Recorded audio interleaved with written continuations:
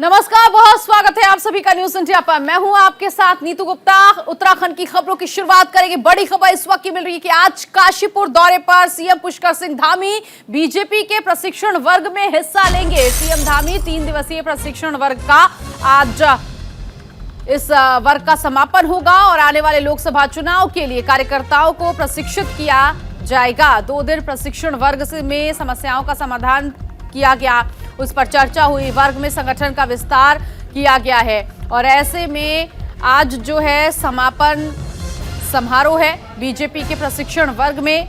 आज मुख्यमंत्री पुष्कर सिंह धामी हिस्सा लेंगे। 3 दिन का ये प्रशिक्षण वर्ग जिसका आज समापन होना है। और अब काशीपुर दौरे पर मुख्यमंत्री पुष्कर सिंह धामी 3 दिन बीजेपी के तमाम कार्यकर्ताओं को प्रशिक्षित किया गया और संगठन को मजबूत करने पर भी चर्चा की गई है। और आज आखिरी और तीसरा दिन है। हितेश त्यागी इस वक्त मेरे साथ मेरे सहयोगी जुड़ गए इसी खबर पर आगे की जानकारी के लिए। हितेश, आज तीसरा और आखिरी दिन है इस समापन समारोह का। प्रशिक्षण जो ये वर्ग है इसको प्रशिक्षित किया गया, किस तरह की तैयारियां की गई हैं, मुख्यमंत्री कब तक पहुंचेंगे और इन 3 दिनों इस आयोजन से क्या कुछ आगे निकला है?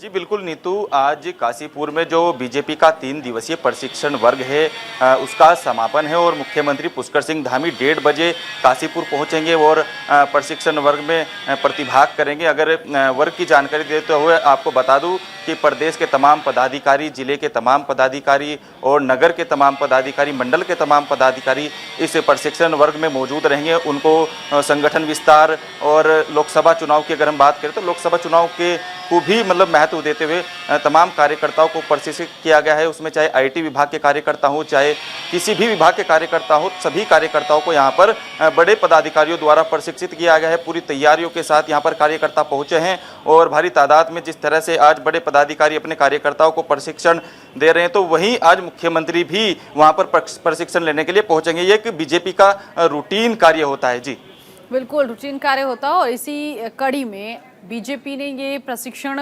जो आयोजन है, प्रशिक्षण वर्ग, प्रशिक्षित वर्ग कह सकते हैं, जिसको लेकर ये आयोजन किया गया। सीधे सीधे इस आयोजन का मुख्य उद्देश्य ये भी रहा है देश की संगठन को मजबूत करना है और आगे चुनाव के लिए तैयार भी उन्हें करना है। आप बने रहिएगा, एक बार फिर से लौटेंगे आपके पास, आगे की खबरों पर भी आपसे जानकारी लेंगे। उधर उत्तराखंड कांग्रेस ईडी मुख्यालय का घेराव करेगी, ये बड़ी जानकारी मिल रही है। 11:45 पर ईडी मुख्यालय जाएंगी सोनिया गांधी। सोनिया गांधी के साथ राहुल गांधी, प्रियंका गांधी भी जाएंगे। ईडी के समन के विरोध में कांग्रेस का प्रदर्शन है। कांग्रेस के सभी बड़े नेता प्रदर्शन में मौजूद हैं। ऐसे में आपको बता दें कि आज सोनिया गांधी से नेशनल हेराल्ड मामले में पूछताछ की जाएगी। ईडी के समन का विरोध दूसरी तरफ कांग्रेस ने शुरू कर दिया है। कांग्रेस एक बार फिर से बड़े नेताओं के साथ ये विरोध कर रही है और ऐसे में ईडी दफ्तर के बाहर सुरक्षा के कड़े इंतजाम कर दिए गए हैं। अब से थोड़ी देर में ईडी मुख्यालय पहुंचेंगी सोनिया गांधी, सवाल जवाब उनसे होंगे और इसके साथ ही साथ आपको बता दें कि प्रियंका गांधी भी मौजूद होंगी, राहुल गांधी भी उनके साथ मौजूद होंगे। हितेश हमारे साथ लगातार बने हुए हैं। हितेश, क्योंकि देश भर में कांग्रेस एक बार फिर से विरोध कर रही है, जिस तरह से नेशनल हेराल्ड मामले में सोनिया गांधी को ईडी के सामने पेश होना है। अगर उत्तराखंड की बात करें तो उत्तराखंड कांग्रेस क्या कुछ कह रही है और किस तरह से उत्तराखंड कांग्रेस का स्टैंड है इस पूरे मामले को लेकर? जी बिल्कुल नीतू, देखिए जिस तरह से पिछली बार भी राहुल गांधी से लगातार ईडी ने पूछताछ की थी, नेशनल हेराल्ड मामले में लगातार ईडी कांग्रेसियों से पूछताछ कर रही है, तो इस बार भी जिस तरह से सोनिया गांधी को समन भेजा गया है, उनको तलब किया गया है, तो उसको लेकर उसके विरोध में कांग्रेस आज उत्तराखंड में पूर्व सड़कों पर उतरकर ईडी का प्रवर्तन निदेशालय का घेराव करेगी और जिसमें प्रदेश के तमाम बड़े लीडर वहां पर मौजूद रहेंगे। मुख्य रूप से अगर हम नेताओं की बात करें तो यशपाल आर्य जो नेता प्रतिपक्ष है वो वहां पर मौजूद रहेंगे। करण महाराज जो प्रदेश अध्यक्ष है वो भी वहां पर मौजूद रहेंगे और ईडी का घेराव करेंगे। जी ऐसे में ईडी दफ्तर के बाहर किस तरह के सुरक्षा के इंतजाम आपने देखे हैं? जी बिल्कुल, उत्तराखंड प्रशासन की अगर हम बात करें तो ईडी को लेकर ईडी दफ्तर के बाहर पुलिस प्रशासन ने पुलिस जो सुरक्षा की जो चाक चौबंद है वहां पर पुलिस फोर्स पहले से ही तैनात कर दी गई है और अब से कुछ देर के बाद कांग्रेस का प्रदर्शन शुरू होगा। जी तो कुछ देर बाद कांग्रेस जो है प्रदर्शन करेगी। देश भर में यह प्रदर्शन जारी है। ऐसे में उत्तराखंड में भी कांग्रेस जो है विरोध जताएगी। आप बने रहिएगा हितेश, एक बार फिर से लौटेंगे आपके पास। चलिए आगे बढ़ेंगे, जहां मुख्यमंत्री पुष्कर सिंह धामी ने देहरादून में बीते बुधवार को पेयजल निगम के नए भवन का शिलान्यास किया। 5 मंजिला इमारत के इस प्रोजेक्ट की लागत करीब 8 करोड़ रुपए बताई गई है, जिसमें हर साल किराए के रूप में खर्च हो रहे करीब 15 लाख रुपयों की बचत होगी। विभाग से संबंधित सभी काम एक ही छत के नीचे किए जाएंगे। सीएम धामी ने कहा कि भवन निर्माण से अब किराया बचेगा, साथ ही लैब बनने से टेस्टिंग के क्षेत्र में लाभ होगा।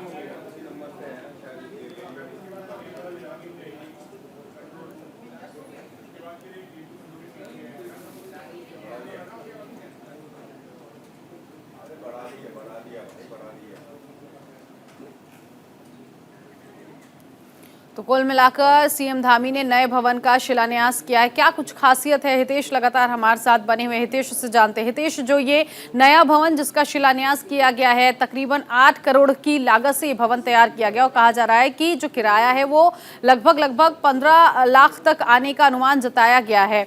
क्या कुछ और खास बातें हैं इस भवन की, कैसे काम किया जाएगा इसके नीचे? जी बिल्कुल, देखिए जल जीवन मिशन का जिस तरह से मुख्यमंत्री ने भवन का निर्माण शिलान्यास किया है और इसमें 8 करोड़ रुपए की लागत इसमें लगने वाली है। और सरकार की अगर हम बात करें तो सरकार ऐसे कई भवन और बनाने की तैयारियों में है, क्योंकि सरकार ने जो फालतू के जो खर्चे हैं उनको बचाने में कहीं ना कहीं ये कहीं बेहतरीन साबित होगा। और जिस तरह से भवन बनाए जा रहे हैं, इनके जो खर्चे हैं और जो किराया है वो भी इसमें कहीं जगह इसमें बचत होगी।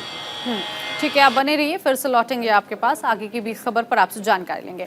आगे बढ़ेंगे, जहां मानसून के आते ही उत्तराखंड राज्य में भारी बारिश हो रही है, जिसके चलते कई शहरों में अलर्ट जारी कर दिया गया है। इसी को देखते हुए सूबे के मुख्यमंत्री पुष्कर सिंह धामी ने सचिवालय में आपदा प्रबंधन पर बैठक की। मुख्यमंत्री धामी ने आपदा कंट्रोल रूम जाकर राज्य की स्थिति का जायजा लिया, साथ ही प्रशासन को अलर्ट मोड पर रहने की हिदायत दी है। कर्मचारियों को अपनी ड्यूटी में लापरवाही न बरतने के निर्देश भी मुख्यमंत्री की तरफ से जारी किए गए।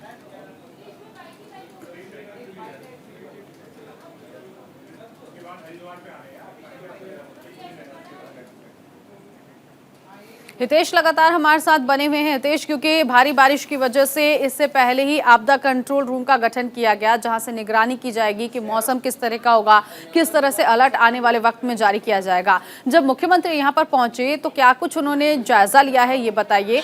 और कुछ बातों को लेकर उन्होंने कर्मचारियों को निर्देश भी दिया कि ड्यूटी में किसी तरह की कोई लापरवाही नहीं होनी चाहिए।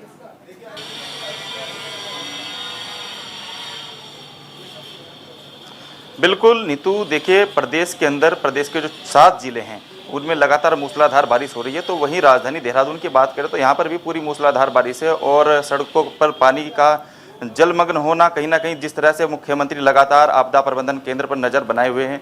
कल वो वहाँ पर पहुँचे भी थे, उन्होंने वहाँ पर जो संबंधित अधिकारी हैं उनको निर्देश दिए। उन्होंने कहा है कि किसी भी प्रकार की कोई भी लापरवाही बर्दाश्त नहीं की जाएगी और उन्होंने किसी भी संबंध में मोबाइल को स्विच ऑफ न करने की हिदायत भी दी थी। उन्होंने खास तौर पर यह बात कही है कि कोई भी कर्मचारी, कोई भी अधिकारी अपना मोबाइल बंद नहीं रखेगा, क्योंकि ये जो स्थिति चल रही है फिलहाल, क्योंकि रेड अलर्ट यहाँ पर जारी है और येलो अलर्ट यहाँ पर मौसम विभाग द्वारा किया गया है। जी, ऐसे में हितेश, क्या ये भी जानकारी मिल पाई है कि अभी तक इस महीने की अगर बात की जाए तो कितनी घटनाएं हो चुकी हैं, और उसमें अगर मौसम की बात की जाए तो मौसम के कारण जिस तरह से घटनाएं हुई हैं, भूस्खलन हुआ है, उसको रोकने के लिए प्रशासन को कुछ खास हिदायत भी मिली है क्या? जी बिल्कुल, राज्य के 7 से 8 जगहों पर भूस्खलन हुआ है और भूस्खलन में कोई खास ज़्यादा हिदायत होने की कोई सूचना नहीं मिली है। लेकिन जिस तरह से भूस्खलन हुआ है, राजमार्ग जो राज्य के 202 राजमार्ग हैं वो बंद हैं, उनमें से 74 राजमार्ग खोले गए हैं। लगातार जेसीबी और जो पोकलैन है, बड़ी बड़ी जो मशीनें हैं वहाँ पर लगाई हुई है। पीडब्ल्यूडी के अधिकारियों को भी निर्देश किया गया है कि जल्द से जल्द इन राजमार्गों को खोलने का काम किया जाए। ठीक है, बहुत शुक्रिया हितेश, इन सभी खबरों की जानकारियां दर्शकों तक पहुंचाने के लिए। आगे बढ़ेंगे, कोटद्वार में लगातार पिछले कई सालों से लोग अलग जिले की मांग कर रहे हैं और कोटद्वार में स्वास्थ्य सेवाओं के लिहाज से वहां मेडिकल कॉलेज बनाए जाने की कवायद भी चल रही है, जिसको लेकर हमारे सहयोगी हितेश त्यागी ने विधानसभा अध्यक्ष ऋतु खंडूरी से बात की है। क्या कुछ उन्होंने कहा है, सुनवाते हैं आपको। देखिए, कोई भी नई चीज़ करने को मिलती है तो चैलेंजेस होते हैं और उस चैलेंजेस को ओवर करना हमारा कर्तव्य है। तो 2 सत्र मैं चला चुकी हूँ और धीरे धीरे चीज़ों को समझ रही हूँ और कोशिश ये कर रही हूँ कि जो सदन है उसकी गरिमा रहे और सदन बढ़िया से चले। और इसमें मेरा पहला 2 प्रयास हो चुके हैं और मैं प्रसन्न हूँ।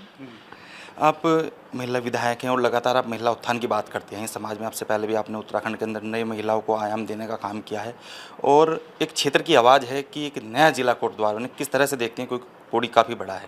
देखिए, सही है, मैं इस बात को काफ़ी मंचों से उठा चुकी हूँ और मेरा मानना ये है कि छोटे ज़िले जब होते हैं तो डेवलपमेंट होता है, लेकिन ये भी मैं जानती हूँ ज़िला बनाना कोई बहुत आसान कार्य नहीं होता है। सरकार का पैसा भी लगता है, लेकिन जब मैं देखती हूँ कि जनता को परेशानी होती है। अब कोटद्वार से अगर एक व्यक्ति पौड़ी पहुँचता है तो 3-3.5 घंटे की दूरी है, जो कि 4 घंटे भी हो सकती है। फिर वहाँ अफसर मिले ना मिले, दिक्कतें बहुत हैं। तो इसलिए अगर एक छोटे छोटे ज़िले होंगे तो शायद विकास भी ज़्यादा अच्छे से हो पाएगा। मैम, अगर हम मेडिकल कॉलेज की बात करें तो श्रीनगर में एक मेडिकल कॉलेज है और वहाँ से कोटद्वार काफ़ी दूर पड़ जाता है और लगातार पिछली बार भी हरक सिंह रावत जी ने वहाँ पर मेडिकल कॉलेज की बात की थी। तो आपकी दृष्टि से आपको किस तरह से देखते हैं? देखिए, ऐसा है, मैं बिल्कुल सही मानती हूँ इस चीज़ को कि जो श्रीनगर मेडिकल कॉलेज है वो चमोली, रुद्रप्रयाग जैसे ज़िलों को केटर करता है, क्योंकि नज़दीक है वहाँ से और है भले पौड़ी ज़िले में।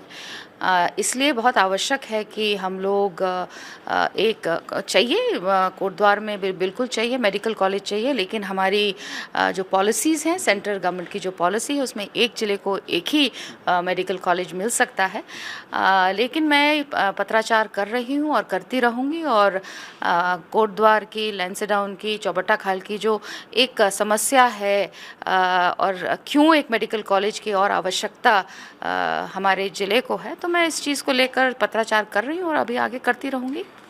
क्या आपके कार्यकाल में 2 बड़ी चीज़ें हैं, क्या इन्हीं विकास कार्यों पर मोहर लग पाएगी और आगे की क्या रणनीति रहने वाली है खासकर महिलाओं को लेकर? देखिए, ऐसा है, एक तो मेरा बाईपास की मैंने बात की है, वो कोटद्वार बाईपास होना चाहिए। कोटद्वार में हमने केंद्र विद्यालय की बात की है, वो आना चाहिए। साथ ही साथ महिलाओं के समूह को मेरा जो प्रयास है कि उनको हम और सुदृढ़ करें और अच्छा करें और एक तरह से उनको हम आर्थिक स्वतंत्रता दें, तो इस पर भी मेरा प्रयास जारी है।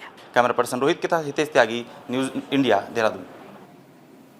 आगे बढ़ेंगे, जहां चमोली जिले के हेलंग गांव में महिलाओं के साथ अभद्रता के बाद उत्तराखंड महिला कांग्रेस ने राज्य सरकार के खिलाफ मोर्चा खोल दिया। महिला कांग्रेस की प्रदेश अध्यक्ष ज्योति रौतेला के नेतृत्व में कांग्रेस महिला कार्यकर्ताओं ने डीएम कार्यालय पर धरना प्रदर्शन करते हुए सरकार के खिलाफ जोरदार नारेबाजी की। ज्योति रौतेला ने मुख्यमंत्री को ज्ञापन भेजा और मांग की कि महिलाओं के साथ दुर्व्यवहार करने वाले कर्मचारियों और अधिकारियों पर जल्द ही कार्रवाई हो, नहीं हुआ तो वो अपना आंदोलन जारी रखेंगे।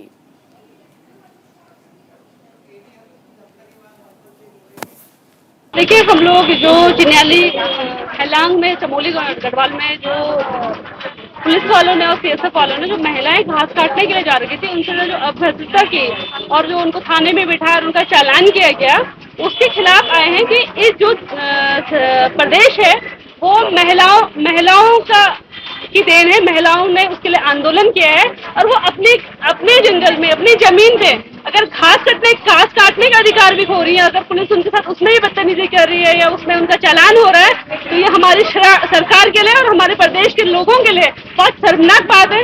अगर सरकार इसके अगेंस्ट तुरंत कार्रवाई नहीं करेगी तो इसके अगेंस्ट हम लोग और बड़ा आंदोलन करेंगे। उधर हरिद्वार कनखल हाईवे पर 2 स्कूटरों की टक्कर में 2 कांवड़ियों की मौत और 3 कांवड़िए घायल हो गए। पुलिस मौके पर पहुंचकर घायलों को जिला अस्पताल ले गई है। कनखल थाना के कार्यवाहक एसओ अभिनव शर्मा ने ये बताया कि रात कनखल थाना क्षेत्र में हाईवे पर गंगा रिवेरा होटल के पास 2 स्कूटरों की भिड़ंत हो गई। घटना की सूचना मिलते ही मौके पर पुलिस पहुंची। 5 घायलों को इलाज के लिए तत्काल जिला अस्पताल पहुंचाया गया, जिनमें 3 गंभीर रूप से जख्मी हैं।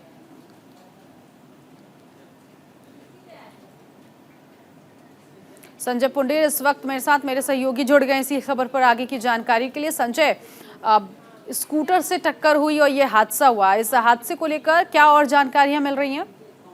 देखिए नहीं तो आपको बता दें, हरिद्वार के कनकल थाना क्षेत्र का मामला है, जहां आमने सामने की दो स्कूटर भिड़ गए, जिसमें दो कावड़ियों की मौत हो गई। हालांकि कई लोग इसमें घायल भी हुए, लेकिन मौके पर जिस तरह पुलिस पहुंची और स्थानीय पुलिस ने जो घायल कावड़िए थे उन्हें निजी अस्पताल में भर्ती कराया है। हालांकि जो मृतक थे उन्हें मोर्चरी में रखवा दिया है, लेकिन जो घायल कावड़िए थे उनकी हालत अभी सही बताई जा रही है। कहा जा सकता है कि इन दिनों लगातार देश के कोने कोने से जो शिव भक्त है वो हरिद्वार पहुंच रहे हैं। ऐसे में कहीं ना कहीं हादसे भी हो रहे हैं, लेकिन सुरक्षा की दृष्टि से हरिद्वार पुलिस लगातार प्रयास कर रही है कि जो हादसे हैं उन्हें किसी तरह कम किया जाए। ऐसे में उन पर अपील हाँ संजय, ऐसे में हादसे के पीछे की वजह हम क्या समझे कि क्या रास्ते ठीक नहीं थे या फिर गाड़ियों का बैलेंस बिगड़ गया जिसकी वजह से ये हादसे हुए? कोई वजह सामने आ पाई है? ये कनकल थाना क्षेत्र का मामला है। जिस तरह से हम अभी जिक्र कर रहे थे कि जो भारी संख्या में यहाँ पर श्रद्धालु पहुंच रहे हैं, ऐसे में जो शिव भक्त होते हैं उन्हें अपनी मंजिल पर पहुंचने की, अपने गंतव्य पर पहुंचने की बहुत जल्दी रहती है। इस कारण ये हादसा हुआ है। हालांकि कहा जा सकता है कि लगातार जो उत्तराखंड पुलिस तमाम शिव भक्तों से अपील कर रही है कि आप शांति बनाए रखें, आप व्यवस्था ना बिगाड़े। अगर कोई कावड़िया व्यवस्था बिगाड़ता है तो उनके खिलाफ भी यहाँ कार्रवाई की बात कही जा रही है। नीतू, तो क्या ऐसे में इस हादसे के बाद जो वहां पर मौजूद कावड़िए थे उनमें रोष देखने को मिला, गुस्सा देखने को मिला है? किसी तरह का उन्होंने कोई नारेबाजी भी की है क्या? देखिए, जब इस तरह की घटना होती है तो कहीं ना कहीं जो शिव भक्त होते हैं उनमें रोष देखने को मिलता है, लेकिन कहीं ना कहीं शिव भक्तों से लगातार अपील की जा रही है कि आप व्यवस्थाओं में रहे और अगर कोई भी किसी तरह की व्यवस्थाएं बिगाड़ता है तो उनके खिलाफ यहाँ कार्रवाई की जाएगी। लेकिन हम देख रहे हैं कि हरिद्वार पुलिस तमाम चौक चौराहों पर मुस्तैद लगातार शिव भक्तों से अपील कर रहे हैं कि आप जो गाड़ी है उनकी गति धीमी रखें, जल्दबाजी ना करें। शिव भक्त यहीं ठीक है से संजय, आप बने रहिए, एक बार फिर से आएंगे आपके पास, आगे की भी खबर पर आपसे जानकारी लेंगे। उधर सावन के महीने में कावड़ लेने हरिद्वार से गंगोत्री की ओर जाने वाले कावड़िया हजारों की संख्या में ट्रकों, दो पहिया वाहनों और चार पहिया वाहनों से मसूरी की ओर रुख कर रहे हैं, लेकिन सुरक्षा की वजह से उन्हें मसूरी में ही रोका जा रहा है। मसूरी के प्रवेश द्वार कोठा लगेट पर भारी संख्या में पुलिस बल तैनात किए गए, पर कावड़िए वहीं पर डेरा जो है वो डालकर बैठ गए हैं और मसूरी जाने की जिद पर अड़े हुए हैं, जबकि पुलिस को बैरिकेड लगाकर कावड़ियों को वापस भेजने का निर्देश मिल चुका है। तो कुल मिलाकर मसूरी जाना चाहते थे, लेकिन इन्हें कोठाल गेट पर रोका गया है।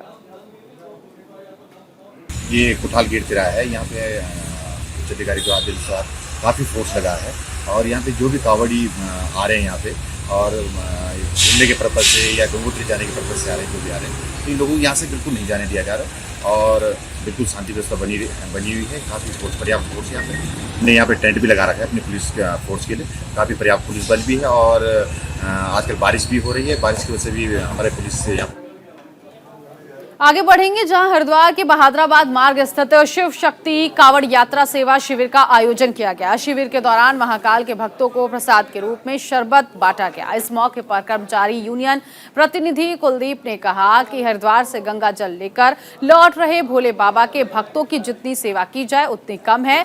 2 सालों तक कोविड-19 के चलते कावड़ मेले का आयोजन नहीं हो सका, इसीलिए इस बार भारी संख्या में कावड़िए हरिद्वार पहुंच रहे हैं। कावड़ियों की सेवा में जगह जगह तमाम भंडारों का आयोजन भी किया जा रहा है, जिससे शिव भक्तों को किसी भी तरह की कोई परेशानी ना हो सके।